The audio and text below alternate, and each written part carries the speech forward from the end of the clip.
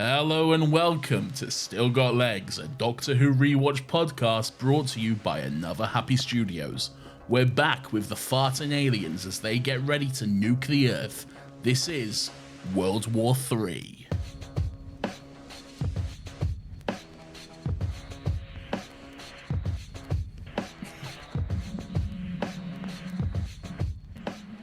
I can't talk during that bit because it will show up on the audio because they're recorded through the same thing. So Don't try and make me laugh during that bit. I always noticed I was just being super quiet and I was like, why?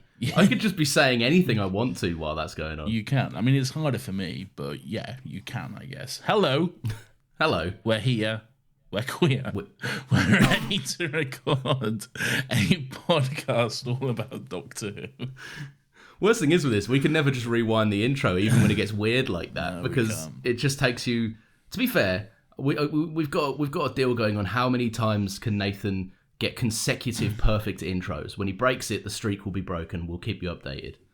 It's not been broken yet. Okay, Nathan. Before we jump into this week's episode, we've actually got some clarifications we need to make about last week's episode. We didn't get anything wrong. We've been fact-checked by twitter.com. No. So we've been fact-checked by me.com. Okay. And while I'm happy to concede a certain point, it comes with a caveat. So I told you that the resolution to this cliffhanger, I'm fairly certain that they would all of the Parliament members with their electrocuting ID badges would be skeletons. Yeah, and they weren't, but they were dead. Yeah. They did die. But you was wrong. I was wrong. I'm willing to concede half of it. I don't know what we set up as the stakes. Okay. I don't think there were any stakes, but you was wrong. And at the end of the day, that's always the most important thing to me. That's true. Was there anything else that you was wrong about? I don't think so. I feel like there was something else I had to say, but I don't think there was now. I didn't realize until after the episode that last week was yet another one that for the past almost 20 years I'd been calling by the incorrect name. But hey, there we go. Bit of fun indeed. Didn't get this one wrong though. It is indeed World War III, the third World War of our age. And this one involves the Slovene, because it's a continuation of last week, so obviously. But bit of fun. Yeah, I think this is... We spoke just briefly before we started recording. This is a very Russell T Davey isms episode. There's a lot of his style in this. There is a lot of Russellisms in this. I think this is... I was watching this morning, and when it finished, I was like... This is good. This is a good episode of Doctor Who. I think this is really the first episode that actually holds up of what we've seen so far. Yeah, I think this episode has legs. So he did it. Well done. He said the title. He said the thing. I said half the title. But yeah, this episode it worked, man. There's some good stuff in here. There's some very good stuff in here, and I think it nails the because there are previous episodes of Doctor Who that we've already spoken about that are good, but this nails it on every front. It's got great villains, good comedy, aliens. Yeah, fun characters, and also there's moments in this that are quite emotionally resonant. Do you know what I mean? There's a lot of Jackie and Mickey stuff. Yeah, there's some very emotional moments for sure, and also some quite dark stuff potentially as well. If you really think about it, which we'll definitely get into and explore. But yes, it opens up. We pick up exactly where we left off last week. The Doctor and Unit and all the experts and everyone all getting electrocuted. And everyone dies except the Doctor because he pulled off his lanyard and then pulled out an Uno reverse card, basically.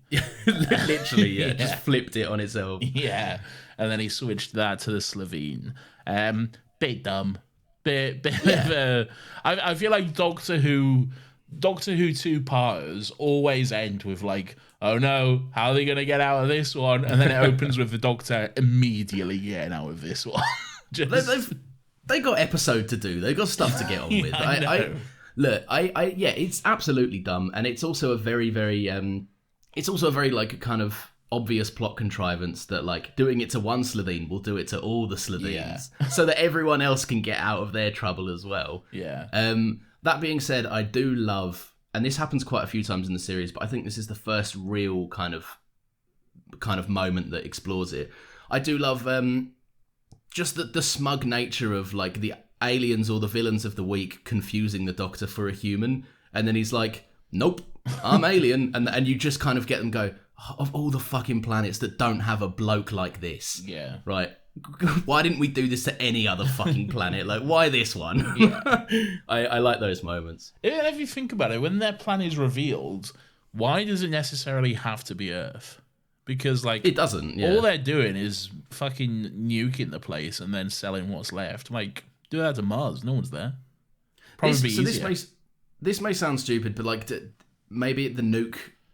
Do other planets have like nuclear capabilities? Well, it may just not be something they use. Well, yeah, that's true. Mars definitely doesn't have nukes because there's no cunt on it. But but I'm sure there's other planets with like fucking weapons of mass destruction. Gallifrey had bombs, probably, but Gallifrey's gone. So, well, but yeah. Well, in this currently in the timeline, it's gone. So yeah, so you know, whatever. But hey, there we are. Yeah. No, it is a bit contrived. It is just a very quick ending of the stakes so that they can crack on with other stuff. But yes. I quite like that when they come in, the Doctor calls in all the soldiers, and from what they know, it's just a room full of dead blokes and the Prime Minister, and then like a general or something. Yeah. And the Doctor's like, they're aliens, and then everyone just looks at him, and he's like, yeah, fair enough. I wouldn't fucking believe it. Like, it's time to go, I guess. Well, also they walk in. There's just those two in a room full of dead people, and they're just like dressing each other. And then they're just, like, patting each other down. Like, that's not the least bit suspicious to anyone. Like, yeah, it's a bit odd. But, I mean, hey. It's high stress. There's spaceships in the sky. The people are worried. But also, who are you going to believe? The actual, well, the standing Prime Minister or this cunt in a leather jacket who just showed up? This bloke who's just been ordering around my soldiers for the better part of the afternoon. Just some northern guy who just showed up. Yeah, that's fair enough. It is a bit of fun when they're just like, nah, better run off, mate. We're not having this one. So yeah, a bit of fun. First Russellism I'd like to get your take on. And again, further speaks to our theory that Russell T Davies does not understand British politics, or at least back in this day, he didn't. Very evident in this episode, yep. Oh yeah, big time. I didn't realise that sitting Prime Ministers can just execute people. I don't think they can. I don't think even the Queen can. Well, she can't now. She's dead. But I don't think even. I don't think like anyone can do. Well, maybe I'm wrong, but like that's a lot of power to just be like, yeah, kill that guy. Yeah, especially with like he's not been tried for a crime. He's not been found guilty of anything. He's just cornered in a hallway, and he goes, "Oh, shoot him! Go on." Yeah, and like we're a country which. You know, guns aren't a regular thing here. They're only for the very specialist of the police officers and the military who have them. And we don't have any kind of death penalty in this country anymore. So it is strange that you can just be like, yeah, kill that guy. Does Rishi Sunak have the power to just execute whoever he wants? Because if he does, that kind of scares me. I don't like that. It scares me until you realise that he's so small that all you'd need is a strong gust of wind and he'd be on his arse. Like he loses all of his power in the slightest, slightest breeze. But he's not the one doing the shooting, though, is he? All he has to do is like make a phone call. Yeah, but if you topple him over, he can't make the phone call, can he? You topple him over and take his phone, he's done. But you don't need to be in the same place as him, though. Well, he can be at home secure in his office or whatever, his steel bunker, which apparently he has. And he can just be like, kill that cunt editor. Kill that editor. Nice. About 3 have already come through the cracks in this, but good job there. Thank you. It's only me editing anyway. So. No. Look, the important thing is I made a funny joke about Rishi Sunak's height. I respect short kings, but he's not a king. Not me. Hate him. Oh, no. Oh, gosh. No, I don't. All short kings of it. I'm a short king. I'm only 5'10". That's short, isn't it? No, that's fairly normal, I'd say. Average. Yeah. That's me. Woefully average, baby. Nice. Form an orderly queue. I quite like the this is a very early era Doctor Who thing, and it doesn't ruin anything, it doesn't take you out of it, but I love that even in an episode centered in Downing Street, they're making absolutely no effort to disguise the Cardiff native accent of the extras they hire. I have a note on this. I feel like for that one soldier, or whatever he is, I feel like they just went out into the street, found the first bloke they could, just walking down Cardiff somewhere, and went, "You, get in here." Because they have the most Welsh motherfucker they could have gotten playing this soldier. He wouldn't be out of place in an episode of Gavin and Stacey, and those accents are hammed up. Yeah. It's true. It's true. That was very funny. Immediately noticeable. But yeah, good bit of fun. I love the Welsh accent though. I think it's great. It's very fun, and it works. The Welsh accent just leans into a brand of comedy, and this, to be fair, that guy has a physical comedy job to do in this. Like that moment where he, not to get too far ahead, but the moment where he like runs in on all the Slitheen and he's like, "Sorry," and leaves. It's great. It's funny. Bit of fun. Yeah, indeed. Yeah. Whilst the Doctor's dealing with all that shit going on, we get a bit of a sort of Scooby-Doo-esque sequence upstairs with Harriet Jones, Rose, and the Slitheen, Margaret, doing a little bit of a chase around. And we get some CGI Slitheen again, and it's not good, is it? It just looks so much better when it's practical. Even when like the suit is terrible and they can't walk or they waddle. But that's the thing. But they waddle when they're practical because they can't walk properly because the suit's so big and whatever. Yeah. But then when they're CGI, they're just jumping about and sprinting all over the place and like then they're so flexible. But then when they're practical, they just suddenly can't move at all. Yeah. So it makes no sense. It's very inconsistent with like when they're CG, they can rip through a door by just kind of running at it and shouldering it down. Yeah. And then later on in the practical suit, it takes him like a full 5 minutes to scratch through half of a door. Exactly, yeah. A bit of consistency, Russell, if you'd please. But yeah, come on. No, it's all right. I did like the moment during that whole sequence. Again, good bit of comedy from the Doctor where he's in the elevator and it just opens up on the Slitheen and he's just like, "Hello." Yeah. Well, that's one again with the Ninth Doctor. Like we're starting to understand his character a bit more now and see what he's like when he's not so doom and gloom. Yeah. And yeah, you get moments of this. Christopher Eccleston really brings a nice levity to it, which is he's not known for being one of the funny Doctors. If anything, he's known for being one of the serious ones. He is, yeah. I've got to know on this. Most of what people remember him is like the grumpy, doom and gloom sort of Doctor, which he is. But he also has a lot of great moments of humor and levity, and you do get to see him shine a little bit with that sort of stuff in this episode, especially.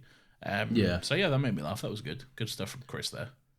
He never seems like phased by like big scary aliens. He's just happy to be like, "You're right, guys." He's having fun. He does this every day. He's a Doctor. It's what it is. Yeah, it's a good time. that Scooby-Doo sequence. Firstly, very funny that they run through the door, shut it. The camera switches angles, and then they shut the same door, and then they're in the same room. Oh, did they? I didn't notice that. Is that? Yeah, it's just we put the camera in a different place. Yeah. It's a different room illusion. It's not. It's the exact same room. It's the same set, and why wouldn't you? It's 2005, and you've gotten pennies to work with. As an editor, does that offend you?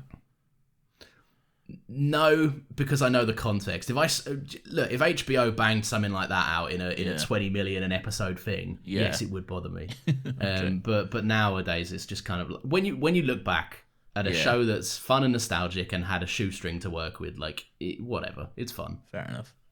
Yeah. So I was worried for a second that we were going to get our second Russell-ism of the episode, but they kind of tricked me. Is Russellism good or bad, first of all? They're just what they are. Okay. I don't think they can quite be defined in any way. Right. But basically, when I heard that the sonic screwdriver could supposedly triple the flammability of alcohol, yeah, I paused because I was laughing so hard. To be fair on the Doctor and the writing team, it is a bluff. Yeah. But the fact that I believed it is a testament to how much they fucking squeeze out of this little Ex Machina prop. Yeah, they really do. Triple. What does that even mean, though, as well? Triple the... It's 3 times more flammable. All right, do you have fire, though? Yeah. Also, alcohol's still pretty flammable. Yeah. It's and again, if you don't... How are you going to set that up with your Sonic? Your Sonic's not going to set it alight, is it? Maybe? I don't know. Probably not. It burns through a... In Age of Steel, I'm fairly certain he drops it down to Pete Tyler and he burns through a rope with it by shining it on the rope. That's Series 2. It's a whole new world. Different, same screwdriver though. Yeah, Look, we'll figure it out once we get along. There are endless possibilities of what the sonic screwdriver is capable of. Can do literally anything it needs to. Yeah. Speaking of at this point, when the Doctor goes to do a shot, I'm wondering if you picked up on a specific etiquette that Harriet Jones abides by. She abides by the old rule of the Dutchy Pond. You pass it to the left-hand side. and here's the more London version of it. Harriet abides by the puff puff pass. She does. Good queen. We stand a queen that knows the rules. What a weird little riff that was. Yeah. She did it, not me. She did. I brought it to light. To be fair, odd moment. There's a lot of little odd things from Harriet all the way through this. I like the way a little later in the episode, there's a very tense moment where time is crucially of the essence, and she's just like, if you notice when they fart, if you pardon the word, it doesn't just smell like a fart. If you part, Harriet, baby girl, come on now, chill out. We pardon it. Don't worry, just get into it. You've been excused from the rude language. It's okay. Good stuff. Also, fart. Was fart ever a word that was like... Well, it's just... I suppose it's just Harriet Jones is supposed to be a bit prim and proper, isn't she? I wouldn't say it in front of the Queen, mainly because she's dead. You go to see her lying in state where you'd say fart, and you'd be chuffed that you could sneak it in. I waited 12 hours in this queue just to say fart to the Queen. What a fucking weird country we live in, man. We really do. Anyway, what happens next? What happens next in good old Docky Who? So at this point, there is the we get the return of our favourite little side character from last week, the newscaster lad, who is giving the news on the telly, waiting for an official statement to report back to the people of Great Britain. But instead, he's just met with more pointless government officials. Andrew Marr. Actual journalist, news reporter Andrew Marr is he legit? That's he's got his own show these days. Yeah, and here he is in Doctor Who being like, oh, here's fucking so and so from the Boeing Club or whatever. Oh shit! I didn't know that was his legitimate job. Yeah, he's an actual journalist. Yeah. That's fun. That's a good little funny inclusion. Yeah. Do they do that a lot? Do they get people to be themselves? Yeah, journalists. You know the guy Perd Hapley from Parks and Rec, who yes, he's an actual journalist. He's an actual news reporter. Oh, that's weird. Yeah. Not like the comedic way he does it on Parks. I was going to say, because given that he's useless at his job. Yeah, but and I think he's someone who he's in lots of TV shows and movies just as a journalist, because he's a good running gag. Yeah. But no, yeah, there's lots of people who show up as just themselves. Just adds a bit of realism, doesn't it? Really. I know Sharon Osbourne was like, I'm voting Saxon in one episode or something. Yeah, so was McFly. So. Oh, it was McFly, wasn't it? Yeah. God. Good old McFly. What a time capsule that was. Imagine the British public now being influenced by something Sharon Osbourne and McFly told them to do. Oh, who would we have these days? Who are our British icons these days? We'd have like Harry Styles, maybe? Harry, yeah, but he's more like big name in America, I suppose, isn't he? Yeah, maybe. We're gonna have who's big and British? I don't know. Tom Scott. We'll have the most recent winner of Love Island. Oh, I don't know who any of those are. But they'll be doing it. All right. Who else will be there? We'll have probably someone and a dog from Britain's Got Talent. There's always a dog on a dancing dog or whatever. We'd have YouTubers. Yeah, there would 100% be like the British ukulele background KSI music YouTubers. He's like the biggest British YouTuber, isn't he? Yeah, he's KSI and a bottle of Prime. KSI and a bottle of Prime being like vote Saxon for and then Prime that guy from Wakey Wines as well. What's the best shop in Wakey? I tell you what, we better hope our audience are fucking UK based, otherwise that's all in the bin. Impenetrable stuff. Nathan, Jackie is known to do a conga when she's drunk. What? There's something. It's just one of them funny little lines that when you put Jackie and Mickey in a room, they bounce off each other so well. They're great together. They're a great duo, and I just enjoyed one specific line in this where Jackie, I think Jackie like off the cuff mentions that she needs a drink or something. Yeah. And he goes like, "Oh, I need you sharp. I've seen you when you've had a drink. Well, this is not the time for a conga." And it just a great little, like, it's so off the cuff and just you can imagine Jackie trying to start a conga as well. After a few Shirazes, she's up there getting ready to do a conga with everyone. She's an amaretto girl anyway. No Shiraz for her. Yeah, true. She got a bottle of amaretto left over from Christmas. One thing else about Jackie, I don't know if you picked up on this. It was pretty subtle, but she straight up murders someone. What, the policeman? Yeah. It's a thing. It's an alien thing. Okay. I mean, it's a life form that she murders. Yeah, this gonna murder her. I don't think that can really count against Jackie's morality counter, though, in the sense that, like, if a big green alien is coming to you, trying to kill you explicitly, like, it's made a point of that it's going to hunt Jackie Tyler and kill her. Yeah. I think it's fine. I think she can blow him up. Look, I think it's fine, but it's a pretty gruesome death. Literally explodes, and she does just throw that. Well, she may not know that he'll kill him, but she does just throw that on him with no hesitation whatsoever. Oh, fuck it, I wouldn't hesitate. I'm launching it at him. Clearly, I just care more about the fragility of life then. No, right. I'll care about it, but if it tries to kill me, I'm not going to stand there and be like, oh, well, the food chain and all that. I'm going to kill it. Well, there we go. You heard it here first. Lawrence will survive. Nathan will die because he has a great respect for the environment or something. It's true, I will. I'll die day one. Good. I like that.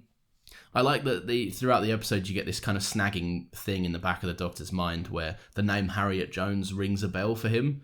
And I quite like that. I couldn't remember them resolving it. But obviously, having seen the show, I know why the name would ring a bell for a time traveler.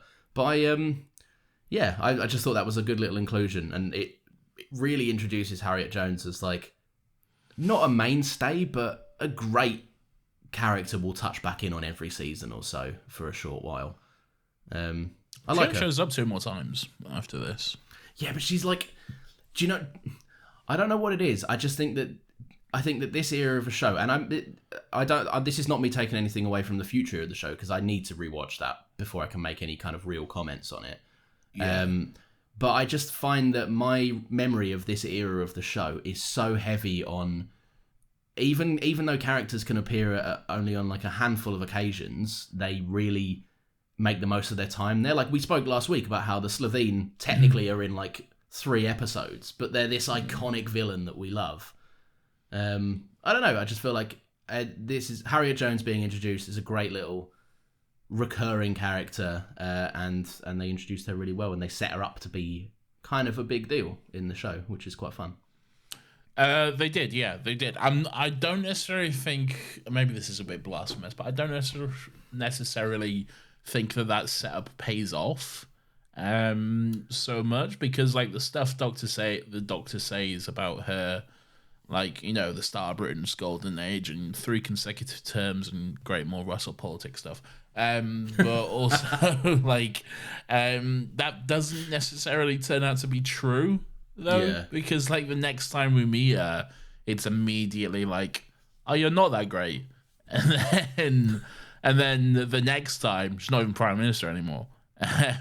So those 3 consecutive terms, which by the way in the UK is 15 years, doesn't necessarily turn out to be true. So I know where you're coming from, and obviously it doesn't turn out to be true, but I quite like the nature of like the doctor knows her name. And like this is going to get into the whole meta time travel of it all, but like the doctor knows her name, and I like to think that maybe her story changed from having the doctor interfere in her timeline, and because the next thing we see of her is her taking way too much of a human, almost like a human warlord angle towards invasions and no second chances and all of that. So you're saying the doctor did a disservice by meeting her there? Maybe. I mean, like, you can't blame the doctor because he came there, saved the world, and bounced. But it introduces people to, like, when we meet Harriet Jones, she's the most friendly, kind of meek and mild person there is, even though she's capable. She's very polite. She doesn't even want to say the word fart. And the next time we meet her, she's fucking blowing up alien spaceships because she's like, well, the doctor weren't here, so I fucking had to do what I had to do. Yeah. To be fair, she's not immediately going like, destroy that ship now. Like, it's execute them. But well, we'll get to that sort of stuff. I know. I'm just exploring it now. I just find her arc quite interesting, and I wonder what part the doctor played in that. There's definitely something to consider there. Definitely something there. Here's something I found interesting and also a little bit haunting. The population of Earth has gone up by 3 billion since this episode aired. Oh shit! Okay, 3 billion. At one point, the doctors say he's like, and kill all 5 billion people on Earth. We're currently at 8 billion people on Earth, so that's a bit scary. Is that sustainable? 3 billion people in 17 years. We're all gonna die. We are all gonna die. Nathan, I have a question for you. Do you have a question? No, don't find the button. Another happy question. You're intent on making this the messiest fucking show on the planet. It's a bit of fun. I gotta press my buttons, Lauren. I know you do. You like your buttons. You're like a little toy. You're like a child that you give keys to, and it's like, oh, jingly.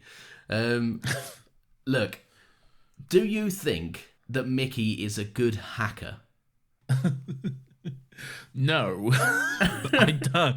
I definitely do not, considering the fact that I don't know. Like, first of all, he hacks into whatever that is, just the entire wealth of secret, like worldsecrets.com or whatever has been made up there. He hacks into the secret files of Earth, I guess, and then finds out all the conspiracy documents and stuff.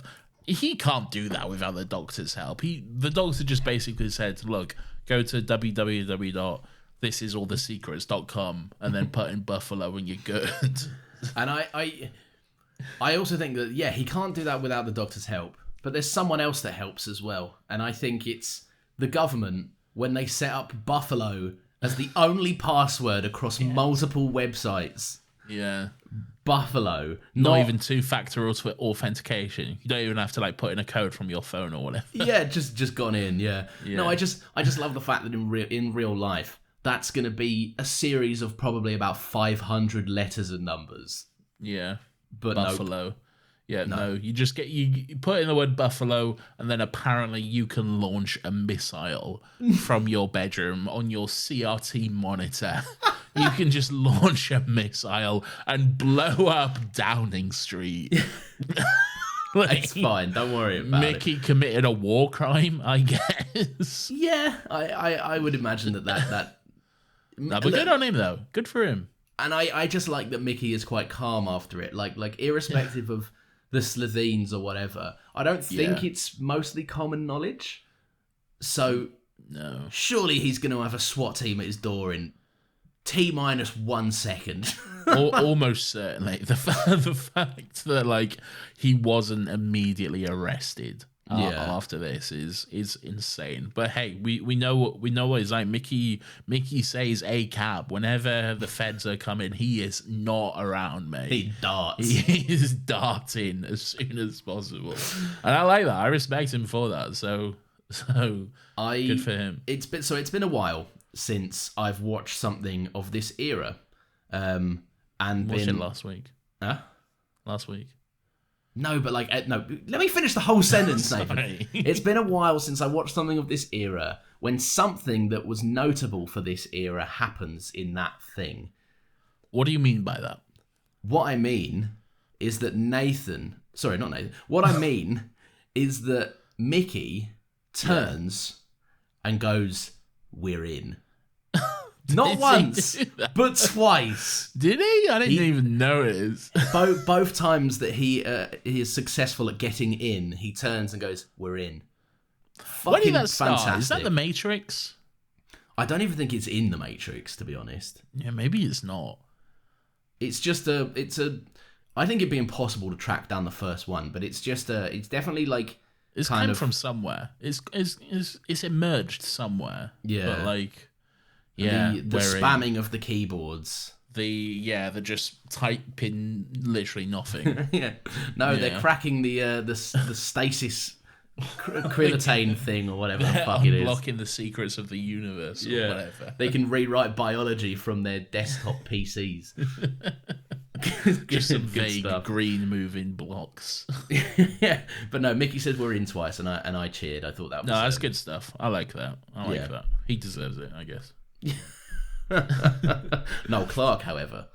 I do have a note on that. So, one thing that I like about this episode. Now, I should mention as well, one thing with this show being Still Got Legs, one thing I don't necessarily want to do, and we've already done it so much this episode, is talk too much about the future of Doctor Who, about future episodes to come. That being said, I'm gonna. So later, so not for much though. A little later on down the series, the 10th Doctor says to Rose, like about the Meta Crisis Doctor, that was him when they first met, born out of blood and anger, and he needed Rose to help him calm him down.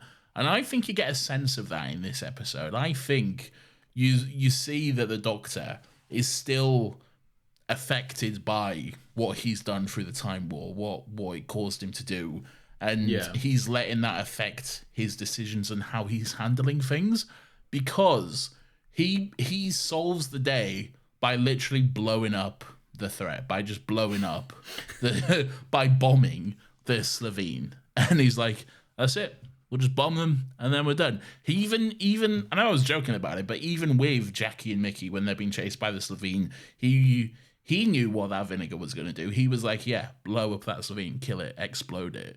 And that was his first instinct. I like to think that the Doctor would try find a more compassionate way to do things, to resolve the issue. But like in this, his immediate go-to was death, basically. Yeah, I can definitely see where you're coming from. And I kind of had it's not, I guess it's a point on that, but it's more about the Doctor's psyche at this point in his life. Is that I like that he still gives them a chance. Like, this is the second time in only 5 episodes that we've seen the Doctor sternly warn people. He gets dead serious, and you can see like the impact of the war in his eyes and everything.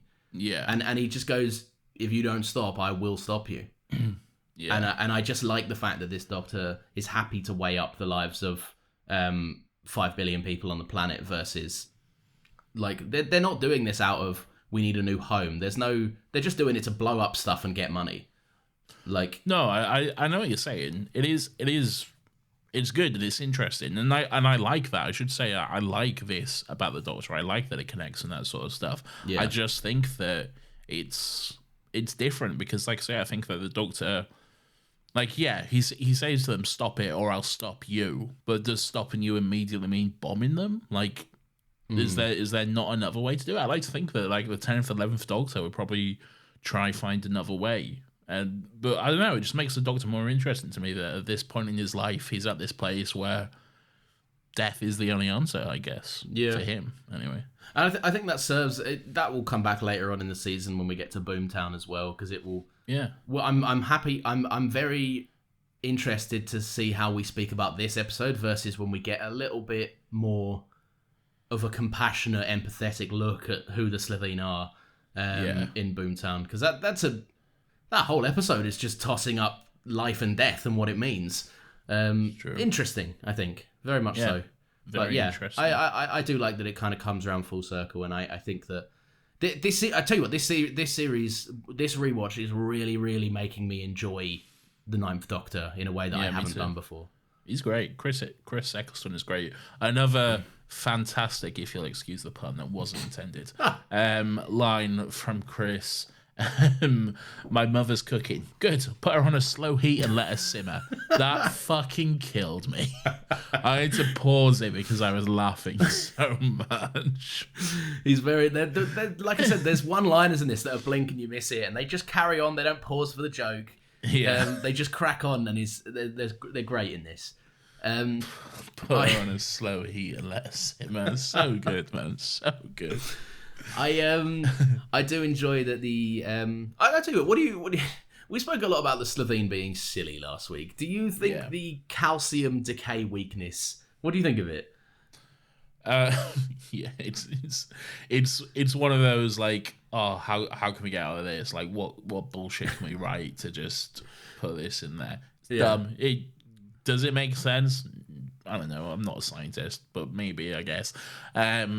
But yeah, it's stupid. But if it gets them out of the situation, then sure, why not? It's we've spoken before about ex machinas, and this is very much blow up juice. Like, blow up juice. Everyone's got some vinegar around. You're gonna find one in a chippy. You're gonna find some in your cupboard.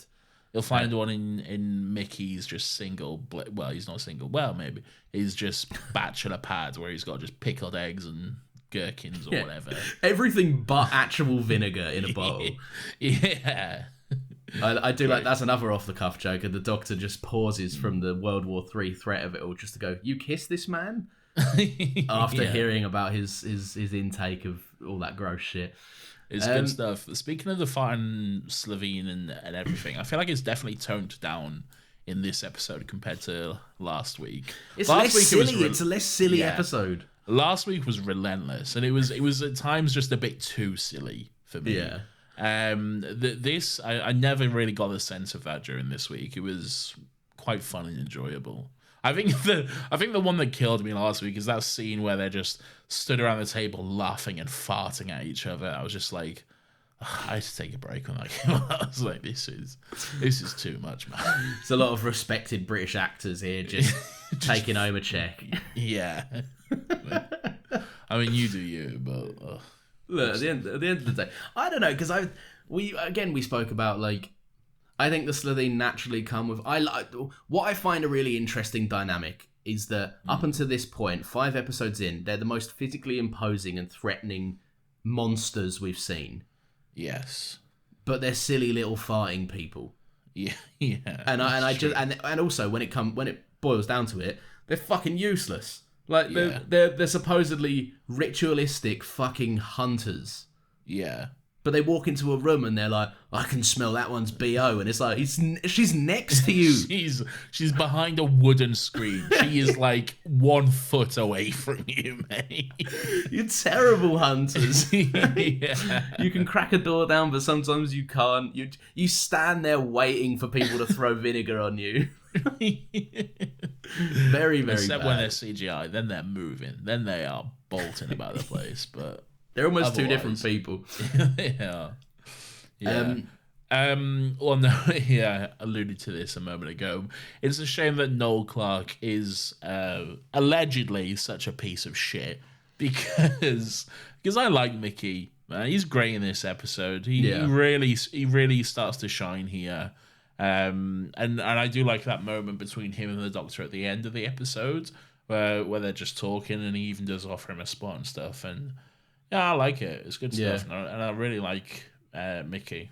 I feel like they've come into their own with that character. He's very much in Rose. He's a wet lettuce. He's just there to cower in fear to make Rose look brave. He's definitely grown up a lot. Since he's kind of also become the new Clive as well. I don't know if you noticed his bedroom when they went into it, but he's got like, you know, that like meme of, is it Charlie Day from whatever show he's on with like Pepe Sylvia. I don't know what that is, but yeah, with all the string and just the crazy notice board shit, it's kind of like that, which is I always enjoy. I think he's come into his own. He's very much what I like about his character in this. There are just some kind of very deep drama moments. Like the moment it's quite a. I don't know how to describe it. Maybe you've got the words for it. The moment where Jackie turns to Mickey and says, "I could stop you," and he looks her dead in the face and goes, "Go on then, do it." And she does, and she doesn't do anything, and then she sits down and they're defeated. Just excellent. Just some good drama. It is really good stuff. Yeah. Here's a note I have which just says no TARDIS interior, presumably like the no bitches meme, just no TARDIS interior. And I think this is when the kid was cleaning up the spray paint and the Doctor's just stood in the doorway, but you can clearly just see behind him just the interior of the box. Yeah. like they didn't even put a screen. Usually they'll put just like a weird screen up or whatever. Yeah. But they didn't even have that then. They were just like, no, this is fine. At the very least, it will be a kind of yellowy, orangey, blurry thing. Yeah. Just the vague TARDIS light in the background. But no, it's just straight up the other side of the phone box prop. So yeah, no, fine. Good stuff. Fair. No budget. I wanted to just clear something up for you. I've done some independent research. Okay. And that research ended in me watching multiple Sarah Jane Adventures clips. Oh, okay. So last week we mentioned that I have a vague memory about Sarah Jane, where I feel like I remember a blue Slovene character who was also called something like the Divine or something. So I can reveal, Nathan, that there is an alternate Slovene type. Ooh, there's a baby one, isn't there? Or like a younger one. So they still fall under the Slovene. Okay. They are still just other Slovenes. Yes. And that it's quite funny actually, because obviously you know the Slovenes are predominantly played by the actors that play them in the skin suits. Yeah. That kid is played by the kid Slovene is played by two children that he skins. The first one is a terrible actor, and the second one is quite good. Oh no! So like he gets infinitely more scary in the second time you see him. Okay. But that's not what we're talking about. What we're talking about is maybe this will unlock a core memory for you. Is the Blatherine family. Okay, yes, that does. I say I knew it was something. Okay. Yeah. And are they blue? They're not blue. They do have so this is quite funny, and this is some speculation on the internet. They have grey greenish skin. Okay, right. Maybe that was it. It's notably more grey. Right. And I think, and some other people on the internet think the reason for that is because these costumes are in storage and natural wear and tear had fucked them up. That's very fun. They've just discoloured everything. And yeah, so I think that's what's happened. That's definitely what I'll be remembering them. So I'm not crazy. You're not crazy, no. Oh, wow. Well, there we go. That's always good to know. The Blatherine. The Blatherine family. Russell, you've done it again. Well done, Russ. Take next week off. You bloody done it. I think then it's time for Weirdo of the Week.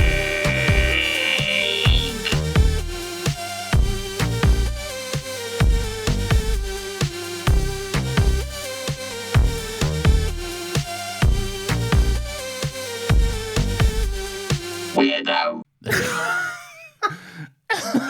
Right, firstly, I didn't know that was coming. It was great. I love it. Great. The attention to emulating the Dalek voice with the default robot voice on your microphone. Fantastic. Where is? I'll put it on now. Yeah, it's literally just this voice filter, and then I just went like this. What I love is when I make a theme, maximum 3 seconds long. Not many. Yours, there's enough time for a full party rave. There's enough for a bars, karaoke sing-along. 16 bars, we're going well. Fucking hell. Not 16 bars, 16 beats is the phrase, I think. But yeah, good stuff. I liked it. I'm glad I started trying to make one this week and then I couldn't be bothered. So I'm glad that we didn't both bother and surprise each other with themes. Oh no, yeah. That would have been interesting. Mine was bad. Mine was bad anyway. Mine was good. Mine's very good. I did like that. I liked that quite a lot. So Nathan, tell them what we do. Yes, so every week we like to celebrate the weird and grubby little characters that come across our screens in this wonderful little show of Doctor Who. We each pick a character to represent our weirdo of the week, and that's someone who we're going to celebrate, I guess. So, Lawrence, who is your Weirdo of the Week? Stop it!